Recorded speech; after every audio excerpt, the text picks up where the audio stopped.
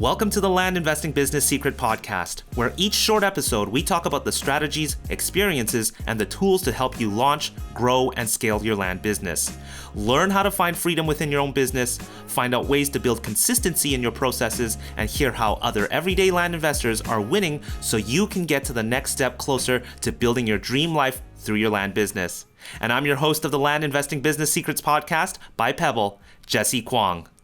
All right, we got Mason McDonald here. Mason, how are you doing today? Jesse, I am doing fantastic.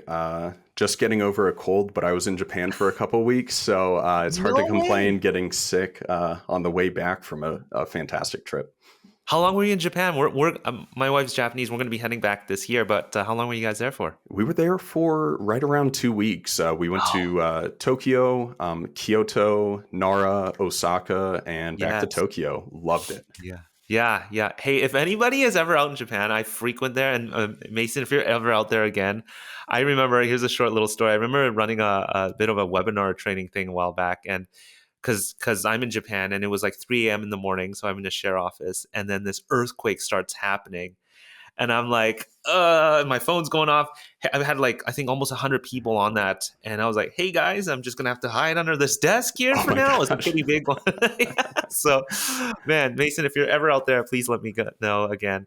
But anyways, listen, Dan's a good friend of yours and he spoke very highly of you. And if you guys haven't heard of the episode with Dan Haverkos, it was an amazing episode, like just a lot of takeaways from that episode on how he approaches marketing and communication with letters.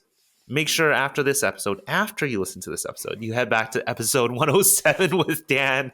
But anyways, Mason, I'd love to get an understanding about you and your land business. And why don't we start from the beginning? How did you get into land? Yeah, so to go back all the way to the beginning, and I'll try to keep it as short as I can. I grew up in a family where real estate was a part of our lives in some capacity. My great-grandfather on my mom's side developed Boca Raton, 70 years ago. My dad inherited a large commercial real estate portfolio when he was 15 or 16, and so had always been exposed to it. But however, having a Jewish mother, I had two career options, which was doctor or lawyer, and I chose doctor. And so I any dreams of real estate were something to invest in the future. Did the typical route. When got my undergrad in neuroscience, when got my master's in healthcare administration, when I realized I had zero desire to become a physician because I hated science and I hated school. So went the healthcare admin route, worked my way up to the top into a corporate executive role at a very young age, and had been listening to podcasts for years, always wanted to invest in real estate, and discovered land flipping and took a course on it. And on my very first land flip deal, I made like $115,000 and quit my job. And here we are a few years later. I just want everybody to process that. On your first deal, here I am talking about, I got my first deal in 4 weeks of netting like 10K. And here you're talking about 100 plus. I was lucky. Explain the whole deal to us. What was that all about? Yeah. So I didn't know anything about anything. I took the course, and it's run by a mutual friend and a great friend and business partner. And I was like, this is the dumbest thing ever. This is never going to work. But yeah, started the business out, sent blind offers. I got one seller that called me back. He owned 3 parcels with 5 partners, and I bought them all for like $42,000. I had no idea what they were worth. I was, green in the business. And whenever I was sitting on a beach in St. Croix, actually, it was Thanksgiving, and my wife and I got away from my hell of a job. And I was looking online, and I saw a parcel adjacent to one of mine sold for over $100,000 for just one. And I owned 3 of them, and I paid $43,000 for all of them. So in that moment, we listed them at 200, got an offer like within 2 days for 185. I was like, screw it, let's take it, accept it all day. And and that was actually after I quit my job. I tell the story to like not encourage people to do the same thing I did, but it was a month or 2 after I had actually quit my job that we put them on the market. But it was very lucky, grand slam first deal. I'm sure there are a lot of people listening right now, and they're thinking, they've got a deal in front of, or maybe they're gun shy. And I kind of relate to you quite a bit, where you kind of just got into land, not knowing everything, and you still came out on top. I mean, I feel like there's something to be said about just taking action. Like when I started, I had no idea how I'm going to dispose of any problem. I mean, I always say this in Canada. I didn't even know what a county was, and like never mind dispoing. Like I barely even grasp the concept of buying land with cash, and so like you had no idea of like what this was worth at all, and like how'd you feel about that, and how are you in the process that kind of risk? Because a lot of people again are gun shy, and they're not able to even send out their first mailer. But here you are, and purchasing a piece of property for about 42K, having no idea how you're going to offload this. So what was kind of going through your mind, and have you always been like that? No, definitely not. And like to give a little context to the situation, because I mean it sounds like a clickbaity headline of made 100 grand on his first flip. I was in a different position in life than a lot of people potentially are getting started in investing. My wife and I were making multiple six figures combined. We had like 70K saved up for the purpose of investing, of like, it's like gambling money. Of if you lose it, it's okay. It's not the end of the world. We're not going to be financially ruined or anything like that. So I don't operate my business in that capacity anymore. I know everything that's a deal. I've obviously learned a tremendous amount over the last several years getting involved. But the way I looked at it was three parcels, 7.5 acres in Pagosa Springs, Colorado, which is a market that I had a lot of familiarity with. There's a tremendous amount of desire to live there. It's a touristy vacation community. It was right next to a reservoir, but the problem was two of the parcels were landlocked. But one of the parcels of the three that I bought was the access parcel. I didn't know anything about access. I didn't know anything about anything at all. So I figured, I was like, worst case scenario, I bet I could break even on this, because there's lots in the adjacent neighborhood that are selling for 200 grand for a 2 acre lot. So in my head, I didn't go in knowing that I was going to make as much as I did, but I knew that I would at least break even. And the way I looked at it is, if I screw up and I lose 43 grand and the couple thousand I spent on mailers or whatever, it's okay.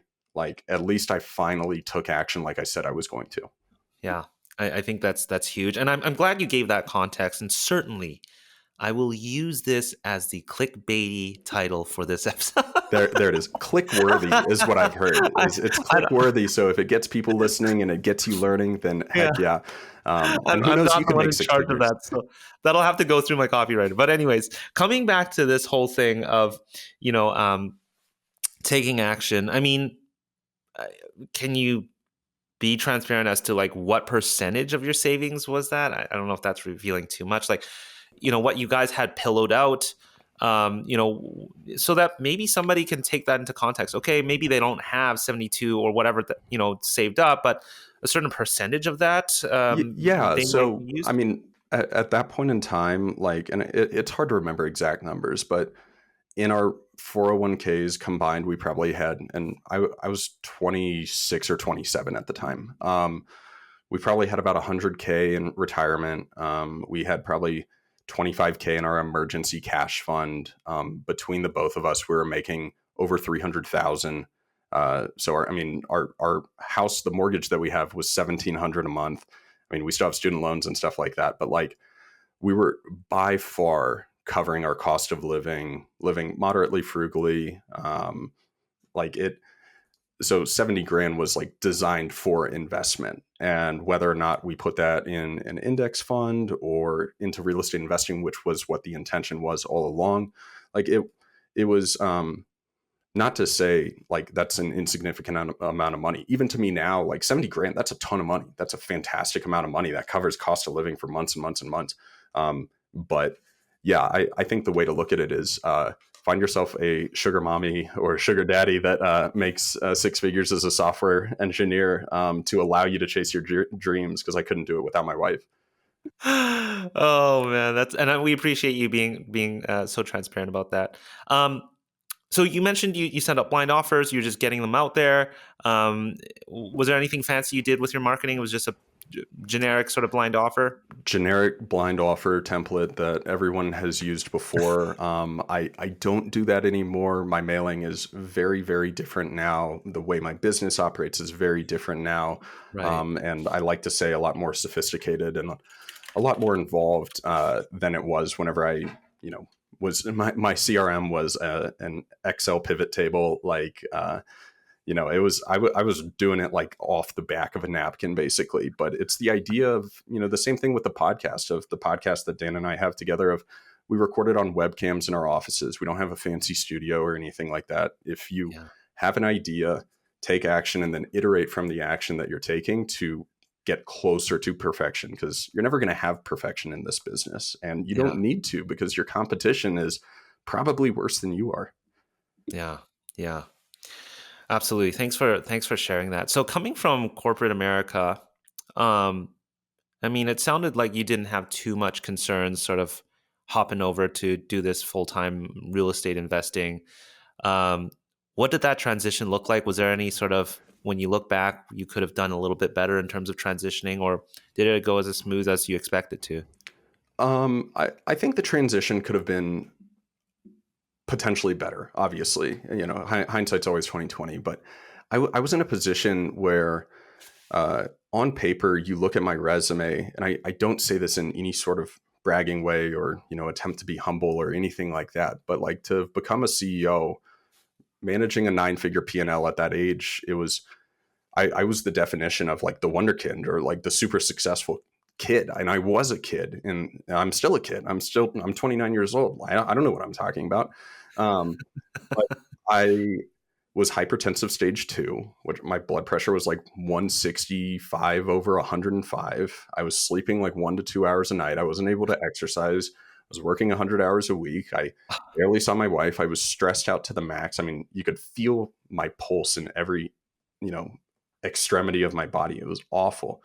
And while I loved the patients and I loved my employees and I loved some of the work I did, it was a soul crushing and draining career being a hospital administrator. And so the question wasn't necessarily if I was going to leave my job and pursue something else. It was when I was going to do it, because I just couldn't go down that corporate rabbit hole of, okay, now you hit CEO, you're going to do this for 3 to 5 years and then become a VP and then a senior VP. And then eventually you could work your way up to CEO of a Fortune 500 company. And, that was the pipeline at the age I Right. had of, in my 50s, I could be CEO of a Fortune 500 company. And so it was definitely a leap of faith. But I think, what people get held up at, and there's a lot of weird definitions around the entrepreneur. You think of the weird kid from high school that started 50 businesses that have all failed.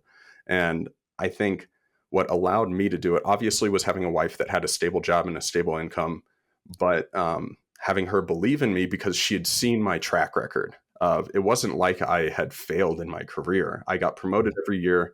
I did really well. I was recognized within the company, and being able to go and take that experience of the corporate world and execute it, because I had, seen the land investing people, I'd seen the real estate investing people, and I was like, if they can do it, why can't I? Of, don't think you're smarter or better than everyone, and then you're refusing to take action, and you are the Right. armchair quarterback that's saying, oh, well, if I could do it, I would do it so much better. Well, prove it. Yeah. Yeah. Is your wife involved at all with your land business nowadays? She is now. She Wow. actually is quit her full-time job and is now working with me. So part of the reason that she quit was she didn't have enough PTO to go to Japan, and and it was time of like, I need her. Of like, I'm the guy that loves being on podcasts and the Yeah. external, uh, creating relationships, raising money, closing big deals. I am not detail oriented at all as a person, even though I love process, Lean Six Sigma black belt, and love process improvement and operations to a certain extent. But I love being external. She's software engineer, super detail oriented. So she's going to be Wow. working with me as my COO, eventually pretty much taking over the business in its entirety. But Amazing. yeah, so that happened about a month ago, It's March of con- 24. congrats on that. I just got a sense that, it sounds like she's fully supportive. She's along in the journey, and man, how important it is to have a life partner that supports you on your decisions, to kind of take that leap of faith, and do your own thing. So congrats on that. And yeah, that must be really exciting to have somebody sort of really get in there full in. That is also your life partner too. So that Ab- is awesome. Absolutely. Um, And if I could just make one more point on the transition, I think it's very different moving from an executive role into the solo entrepreneur role, where coming in as an executive, where you have dozens of direct reports and hundreds of employees under you, you have to be a master of delegation. Whenever you're a solo entrepreneur building that new business, I remember at the beginning, I had a Kelly, I had my assistant that did everything. And, whenever something needed to be done, I'd say, hey, Kelly, can you coordinate this and this? And then I'll, work on that. And then I was looking around when I first got started and I'm like, man, someone needs to do that.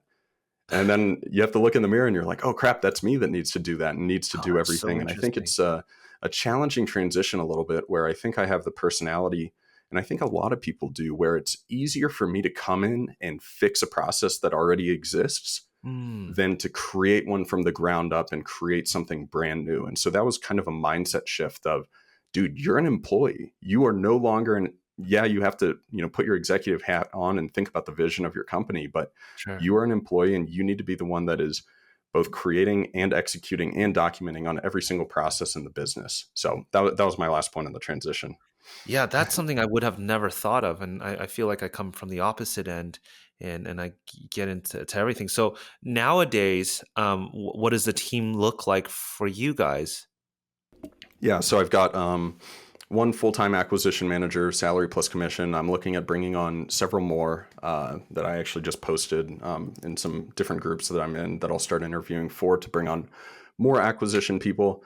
I've got my wife that she has been managing all the data, all the marketing, all the Amazing. lists and everything like that. We outsource some of our due diligence to parcel detectives if it's not clear cut and obvious. And then obviously title companies, realtors, the same thing as Sure. everyone else within the land flipping business, Yeah. Yeah. So accountants, there's about what, bookkeepers.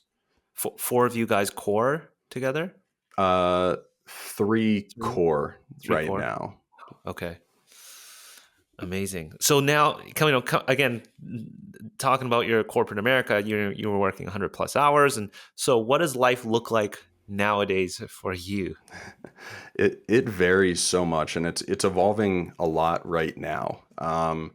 Yeah. I didn't work for about 3 weeks there while in Japan, and then getting sick on the way back. But on a day to day basis, I'm podcasting a lot, whether it's my podcast or being guests on other podcasts to get the name and get the brand out there, to talk Yeah. about what we're doing in both my company as well as the company that Dan and I own together called Ground Up Partners, where we partner with land investors. We provide the capital, we do JVs, and do a Yeah. profit split.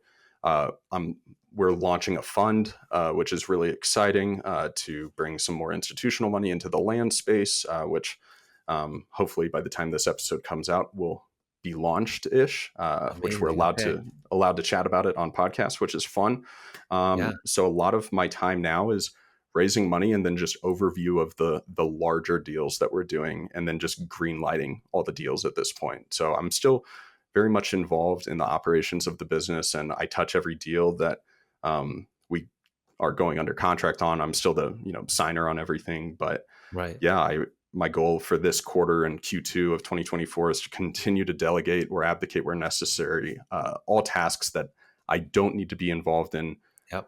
that aren't high six, multiple seven figure tasks.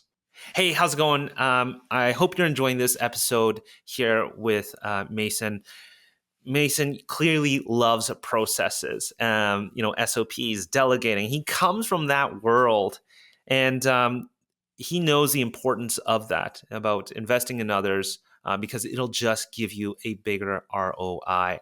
And that's exactly what we talk about in something I call the Dirt Hacker Challenge. It's actually a 3-day boot camp thing, you could call it. I actually changed that from 5 to 3 days. I've condensed it. I've jam packed it even more, made it even more actionable. But it's 3 days with me, and all we do is talk about how to get the framework in place to scale a business. And a huge part of that is creating processes. A lot of us come into running a business not realizing we need to create processes. And that's, what led us to build Pebble and so on and so forth. But processes are a key part.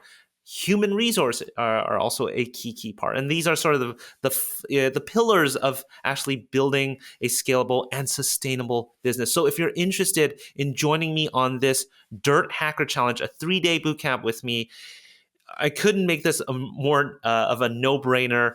Head over to dirthackerchallenge.com. I do this every month. So whenever you're listening to this, I definitely have one coming up. Head over to dirthackerchallenge.com. It's going to be with me live.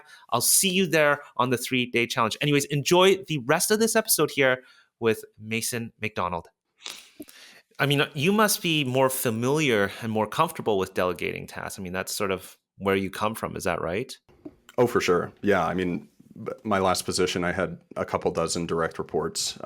So I have Yeah. to be the orchestrator of everything, which is a position I like being in. I like finding the best people possible to fill whatever niche it is. And I'm a firm believer of, um, unless you're an expert in something, find someone that's an expert and hire them to do it. Yeah. Because even though it might cost a little bit more, your ROI is going to be significantly higher. You mentioned you're sort of orchestrating things, and um, what kind of muscles do you think you need to sort of flex for somebody who is not used to, orchestrating or managing or delegating? I know you just mentioned a few things, but any other thoughts on that? Because I think a lot of people that start off as solopreneur actually struggle with that. And again, you're coming from a different angle here, um, and I don't know if you may not fully understand Mhm. that, but perhaps you do. And so, any thoughts on, like, as somebody who's a solopreneur, what do we have to focus on when it comes to delegating? Because this is a very, very hard concept, even for myself, even for our team, and for a lot of people that are running their own business. Any thoughts on that? Yeah, I think it's tricky because there is some of that it factor when it comes to the leadership personality. Obviously, just the inherent nature of it's who you are. Some Yeah. people are drawn to leadership positions. It feels like they've been thrust into them, or they've had them thrust upon them their entire life. So there is that makes it easier. But I think just like with anything, with medicine or business in general, is there's a lot of evidence-based practices. So there's tons and tons of leadership books out there that are really fantastic that teach you how to do it. That's what I did every morning before I got up and went to work as I was an early careerist. Was I was getting up and reading leadership books. I'd read 50 to Mm, 100 leadership books every year, which, each of wow. them you'd have like 1 point that you gain from them. I don't read 50 to 100 books anymore because I'd rather read 10 books that I get a ton from each one. But I think evidence-based leadership is just like a really good place to start, and looking up and researching books within that category to figure it out and figure out how to delegate effectively. But more importantly, you have to look in the mirror and realize that you are who you are to a certain extent, and you can get better at your strengths, but it's really, really uncomfortable and hard to get better at your weaknesses. And so, with Mm, anything that you are weak at, you need to focus on delegating. Not to say you shouldn't be involved in that process at the beginning when you're a solopreneur, because no one else is going to do it, but do that process, record yourself doing it, use Loom or Screencast-O-Matic and document your process so you can develop your standard operating procedures or yeah. SOPs for that process. And then you can go out and hire someone that gets off on doing that type of work of, whatever it is. If you're the, entrepreneur, potentially you are the more type A, like gregarious personality that loves being in front of people and talking a bunch. Or you might be the more analytical person, and you might have to realize it's better for you to take a backseat and be in a more operator type of position where you Mhm. love doing the work itself, and find that person that can be the front face of the company if that's the company that you're attempting to build, a big internal, external facing company. Sure. A couple things you mentioned here. Books. Any books you would suggest on leadership that come Absolutely. up? If you were to read just one leadership book, it's called The Leadership Challenge. It's by like Kouzes and Posner, I think. Okay. Uh, I couldn't spell their names, but The Leadership Challenge, Okay. it teaches you pretty much everything you need to know. It's like a great summary of every other great leadership book that's out Perfect. there. So you don't have to read any other ones. And then obviously, like the Jim Collins, Good to Great. Patrick Yep. Lencioni has a ton of great books out there on leadership. Okay. But yeah, the Leadership Challenge. I'll make sure to include that in the show notes. Now, you also mentioned something else called evidence-based leadership. What does that mean? I think that it's like evidence-based medicine or evidence-based business is if there's data that supports whatever it is that you're doing, then that shows that there's evidence. And so there's been tons and tons and tons of research that has been completed on leadership. And so Mm, instead of taking the advice from someone that has never led a team, take advice from the people that have studied the best leaders on the planet and that have found the similarities between the best leaders and can consolidate it and summarize into a very effective and actionable process of leadership is a process. And yeah, there is that it factor of the charismatic, you know, you have to be over 6 foot tall and the big smile and everything like that that draws people towards certain leaders. But if you follow the system, and I have no affiliation with the Leadership Challenge, obviously, but if you follow the system within that book, like you will be so, so, so successful as a leader. well, I know, yeah, I mean, I could talk about leadership for hours and hours. I love and obsess over that kind of stuff. yeah. What common things do you see that a lot of people that are running their own businesses are not sort of executing on? I would say, I guess that they should be as a leader. You know, is there anything in common that you typically see? I think just like with anything, I'd say the most common is just lack of follow through. Just do what you say you're going to do, Okay. and follow through and follow up on it. And that extends to beyond leadership of if you're promising your employees X, Y, or Z, like make sure you're following through on that promise. And if it's impossible, communicate why it doesn't work. But I mean, with leads in this business, of people are like, man, I'm just not getting any deals. And it's like, well, how many leads did you get? Oh, I got 50 leads. Well, how many of them did you call? Oh, I didn't call any of them. It's like, well, where the frick do you think you're going to get a deal from then? So Right. I think follow up and follow through are absolutely a consistent indicator of the people that are going to be the most successful in any aspect of business or in leadership in general. I love that. And I'm going to switch gears here, and I love the fact that you were talking a lot about leadership. But currently, in your land business, you know, what's the big thing you guys are focused on? Let's say this quarter or even this year. Is there something different that you guys are trying? What does that sort of all look like right now? Yeah, I think it's a continuing balancing act in the business of seeking out those 6 and 7 figure profit deals and balancing them with the rapid turnaround 4 and 5 figure profit deals. So, doing a little bit more, I'd actually never done a wholesale deal before. So, Okay. doing some slimmer margin, I guess there's infinite margin if you're not putting money into the deal, but some assignable contracts and stuff like that. Like we're doing one in Arizona City. It's I think 7 lots. Got it for like 152, and I think we're exiting in like 220. All assignable contracts. So we have 6 of 7 of them. Assigned. We have to find the last one before the closing period, just because the seller wouldn't split escrow, which is like a funny complex deal that learned a lot from. Um, but always doing more subdivides, wrapping up, finally getting offers on a minor subdivision I did down in Phoenix, targeting a ton of big ag splits. I don't know if you know Trevor Proban or some of the big subdivide people that are Mm-mm. out there in the communities, but doing a lot of more ag subdivide deals out here in Colorado, and then same thing in the Sun Belt, looking for more minor subdivision opportunities, and then just the typical land flip. I have a tendency to stay away from rural unless there's significant value add opportunity. But Mm. yeah, hopefully,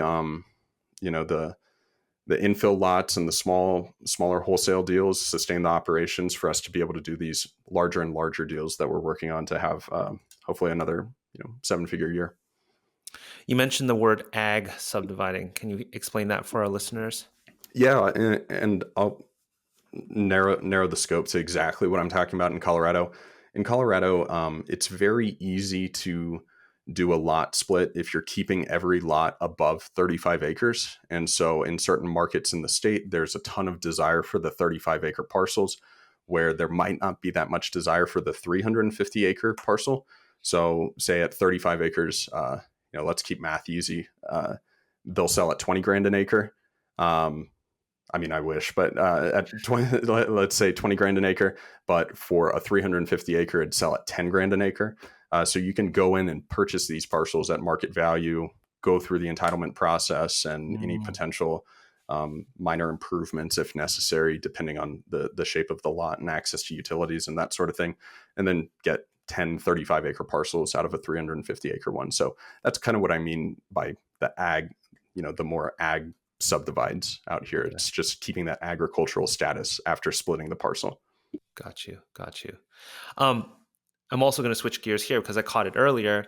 You said that you have changed sort of your, what mailing looks like nowadays. You started with blind, now it looks totally different. I know a lot of people that are listening have commented in the past and messaged me, hey, can you find out a little bit more about what marketing looks like for them? So what does marketing look like for you right now on your letters? I know Dan Haberkost kind of got into the nitty gritty with what he does there, and it was awesome to kind of hear some certain things. But yeah, what are you doing in terms of your mailing or your marketing? Absolutely. So, if Dan showed you, I mean, we have a very similar postcard. It's just different colors. If anyone's watching this on YouTube, but very similar branding on or verbiage and everything on the postcard. So, focusing on legitimacy. The one that I just showed said, "Are you planning on building on your land? If not, give us a call so you can put your money to work elsewhere." I do a ton of very personalized branding stuff. I have my company's name is RM Golden. Rachel, Mason, Golden. We have two golden retrievers named Honey and Butter. My dogs are exceptionally cute dogs, and so I did a professional dog photo shoot, and I have very professional dog photos on a lot of the marketing material. My wife and I will be on marketing material of like, this is us, this is our family. So I think that personal touch. And then if you listen to Dan's episode, a lot of the same language of we insure every purchase through a title company or a closing attorney, depending on the state. We can provide proof of funds. We've stayed away from the like we buy land for cash stuff, which has worked. It's made me multiple six figures doing that type of stuff. But I think I've seen a higher return on the more professional looking, legitimate business marketing. And then I've hired a company that does cold calling and texting, where it kind of mitigates any risk related to DNC and that kind of stuff by having another company that's not even mentioning my company name, being able to call and text and do that kind of stuff. And I've gotten a good amount of leads, and we'll see how many deals we end up closing through them. But it's very cheap, in the grand scheme of things. And thanks for showing your postcard. For you guys that are listening, it's probably worthwhile to come back onto the YouTube channel to have a look at what Mason here showed me. What does a split for the marketing look like between all the different channels? I moved into the cold calling and texting more recently. I think historically, my goal is always like 8 to 12,000 mailers a month, and then now with adding cold calling, anywhere from 5 to 10,000 cold calls a month as well. Uh, so potentially, starting right now, going into Q2 of 2024, give or take, uh, let's call it 10 to 30,000 marketing, you know, touches or mediums or whatever you want to call it, that are going out into the ether. And the beautiful thing about that is all in that costs right around 10 to 12 grand. And if you get one deal that nets you 10 to 12 grand, then you're just playing with house money after that, which is what's so cool about this business. Yeah. Thank you again for being so transparent about that. I want to try something a little bit different on this episode. I want to talk about, Mason, your most recent deal, or something that comes into mind that is quite recent. Um, what marketing piece got you that piece of property, and some of the lessons. So let's start on the marketing side with one of your more recent deals here. Can you tell us a little bit about the property, and then what did marketing look like to attain that property? Yeah, and I'm trying to think of if it makes more sense to do an easy answer or a hard answer. um, I I I had a unique one I did that closed maybe a month ago. So the initial marketing material that went out was a postcard, and if I remember correctly, it might have been a holiday postcard from like over a year ago of. Uh, Happy holidays from RM Golden. We wish you a merry holiday season. Um, if you need cash for the holidays, give us a call or something like that.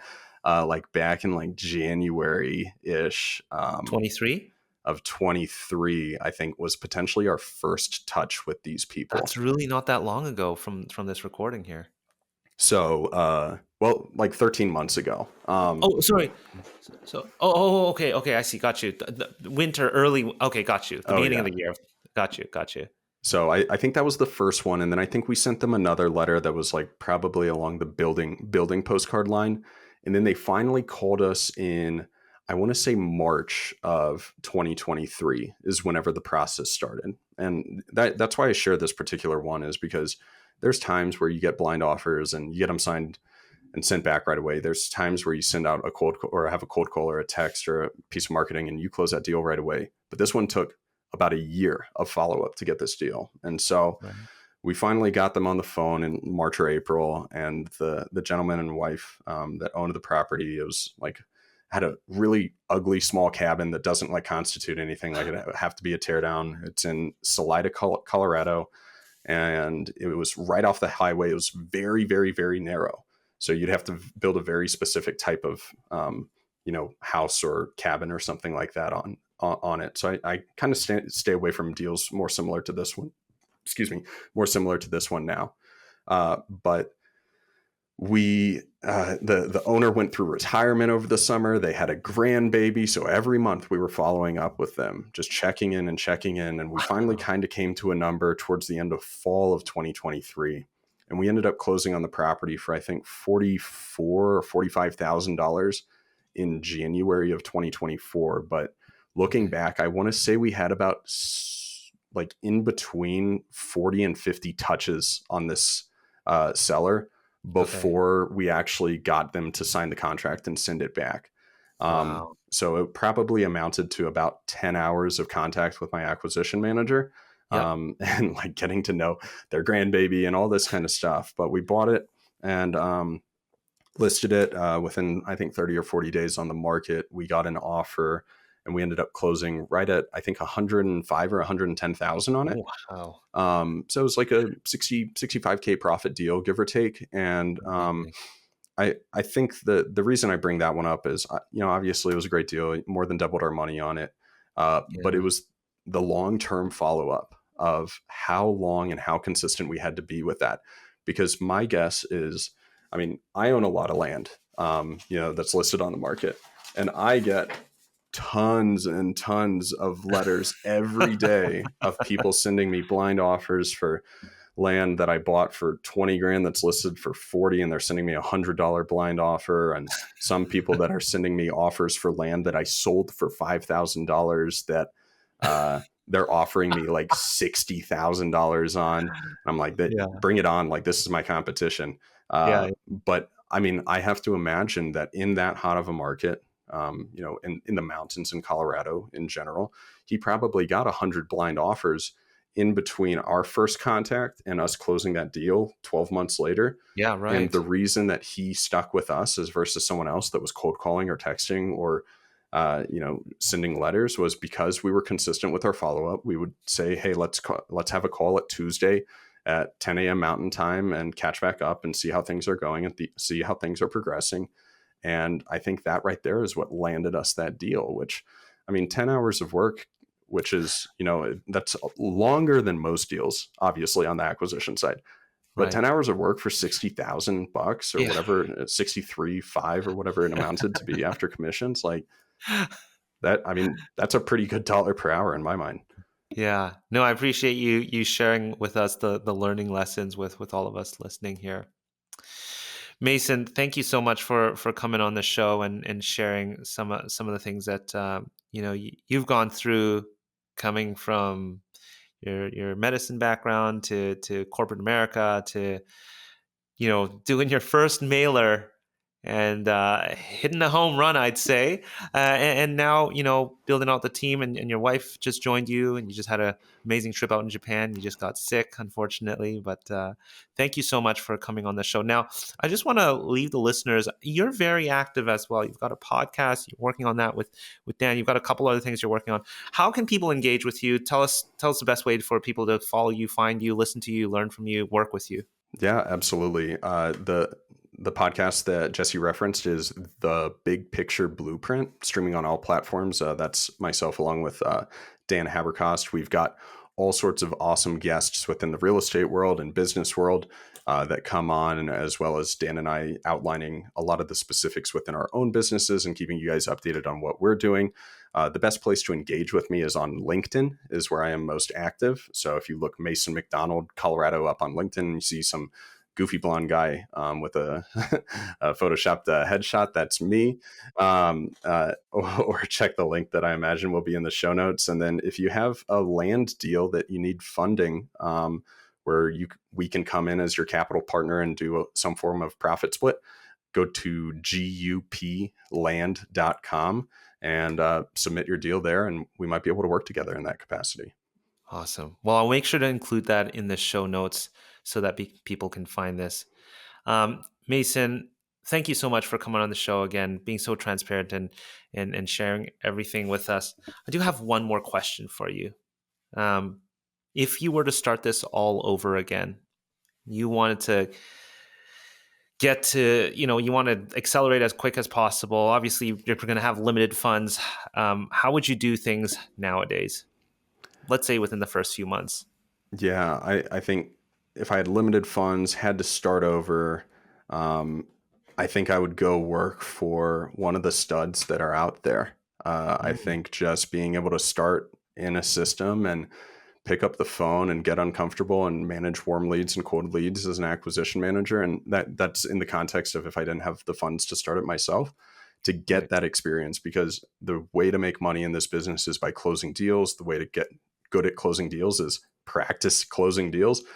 Get used to hearing FU on the phone or via mail or email over and over and over again until you find the right avatar that's the correct seller for you, and matching it up. And yeah, I mean, it's a great opportunity I think I mentioned it before I'm looking to hire more acquisition managers. And so, if you're comfortable with a commission start with the opportunity to move to salary, and you're a stud on the phone or have that personality, reach out to me, or reach out to so many of these people, offer to work commission only. And that right there, I think, will teach you what you need to know if you don't have the background in building a business and building systems, and might not have the money to go out and get deals yourself.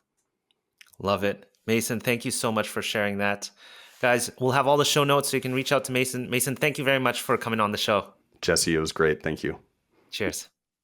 Before you stop this episode or hit the next episode, I want to personally thank you for listening to this episode of the Land Investing Business Secrets podcast by Pebble. If you found this helpful, we'd greatly appreciate any awesome reviews and ratings on whichever platform you are listening to this on. And if you have 2 minutes and wanted to step it up even more and help others, feel free to share this in other Facebook groups or pages or any communities, giving others a heads up of the Land Investing Business Secrets podcast or the specific episode that may help them on their land investing journey. Once again, thanks so much for listening, and catch you on our next episode.